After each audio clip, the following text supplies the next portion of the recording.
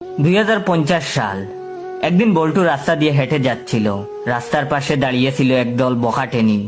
বখাটেনি গুলো বল্টুকে দেখে তারা শীষ দিতে লাগলো।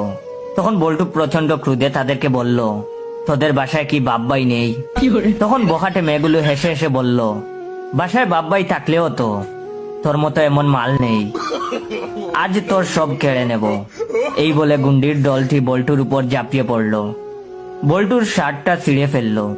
তখন বল্টু বলল, শয়তানির দল, তোরা আমার দেহ পাবি তো মন পাবি না। মেয়েগুলো বল্টুকে নিয়ে দস্তাদস্তি শুরু করলো। এর মধ্যেই এলাকার বিদ্রোহী নারী সানি লিওন এসে পড়লো আর সবাইকে ধমক দিয়ে বলতে লাগলো, আর একটা টুক্কা যদি এই ছেলেটার উপর পড়ে তাহলে তোদের সবাইকে জানে মেরে ফেলবো। এই বলে বিদ্রোহী নারী সানি লিওন ওর ওড়নাটা বল্টুর দিকে ছুঁড়ে দিল। বল্টু ওড়নাটা দিয়ে নিজের শরীর ঢেকে ফেললো আর সানি লিওন তাদেরকে মারতে শুরু করলো। টিসুম টিসুম টিসুম।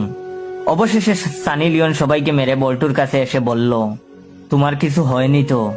তখন বল্টু নিচু গলায় বলল, আপনি এখানে যথা সময়ে না আসলে আমার কি যে সর্বনাশ হতো। No, no, no, no.